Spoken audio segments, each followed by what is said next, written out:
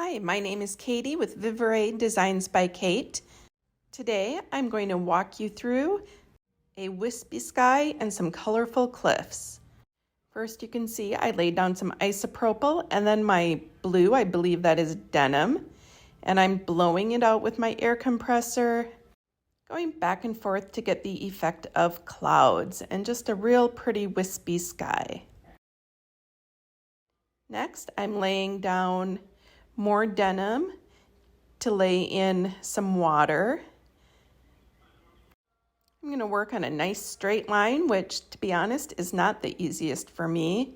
And I'm going to work on getting a gradient in there. You'll see at some point here, I add in some snow cap. I just keep going back and forth, trying to get that nice straight line. See a little bit of area of my clouds isn't quite dry. So I go back in and get that.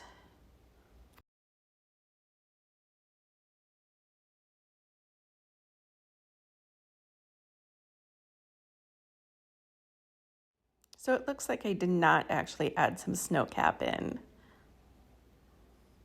I'm able to get that gradient without doing so.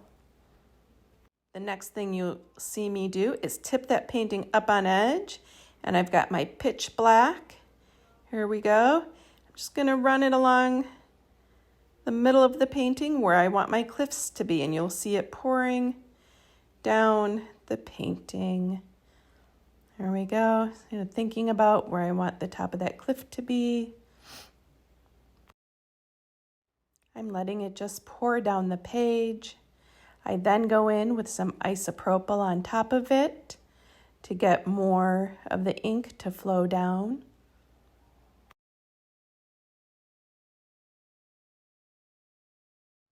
You can see color is starting to separate out, and I'm going in with my air compressor.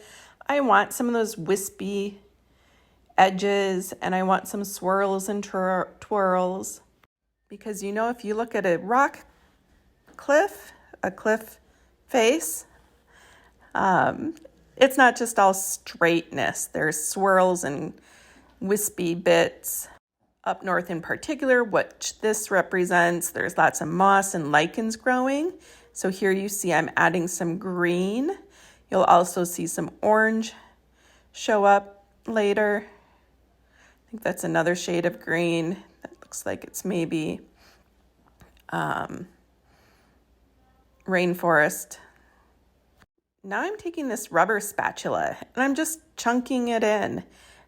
My goal here is to create a lot of texture in a lot of different ways.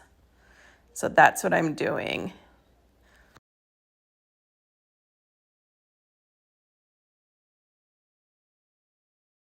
Here I lay down a piece of paper because I'm going to spray and I don't want to mess up my water. So that's just isopropyl. And you'll see, there we go. Just to get more texture in there. I move away my paper once it's safe, and I go back in with some black to fill in some spaces, get some dark values in there.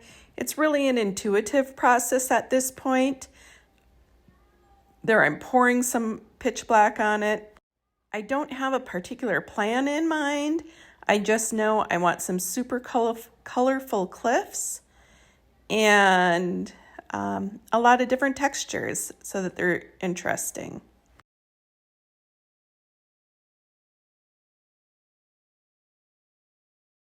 I'm tipping it up on edge again, which means here comes more isopropyl to get some nice flow lines.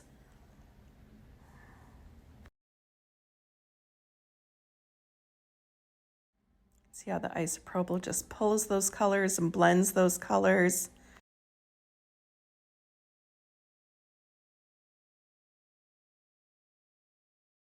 Look how pretty that is. All those other colors are starting to be unearthed under the pitch black. And the pitch black is separating a lot, showing some blues. Going back in with my spatula to create more texture.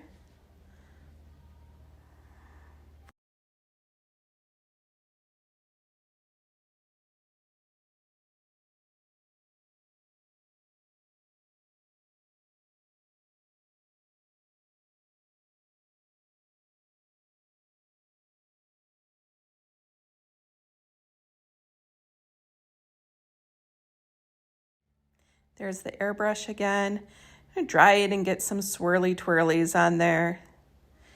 Maybe it looks like some plants growing in the cliff face.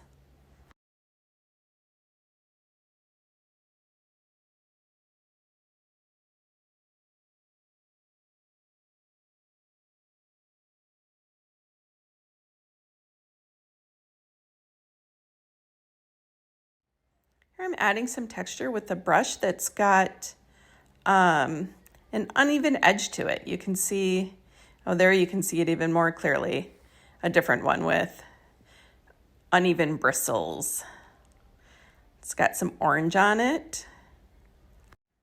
And again, it's just super intuitive where I'm adding that color in.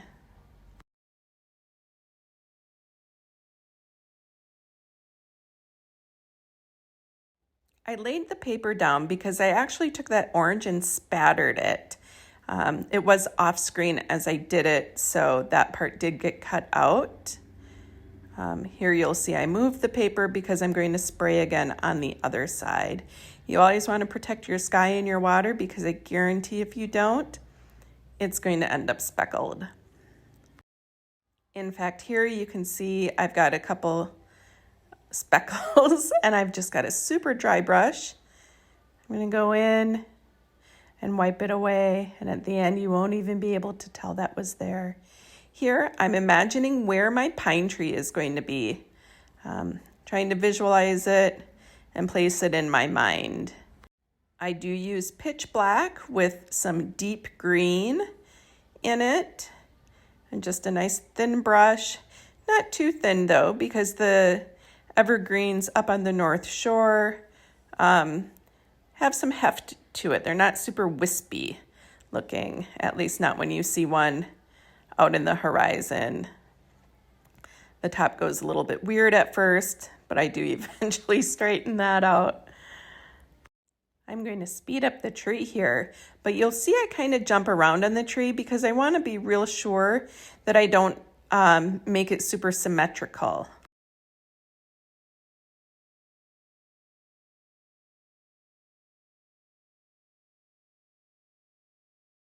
I've decided I want more brown in my cliffs. So I've gone ahead and added some brown, and I'm using the spatula to mark that up and create texture. You can see the colors underneath are shining through. That's what I really like about using the spatula.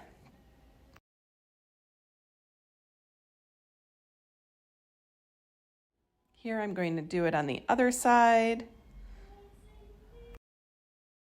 As you watch the rest of the video, you'll see what I'm doing is I'm making sure that I have different values throughout the cliff face.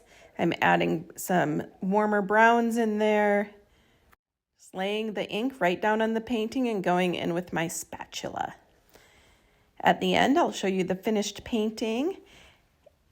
And I ask if you've enjoyed this tutorial that you go ahead and subscribe and give me a follow so that I can keep sharing my process videos.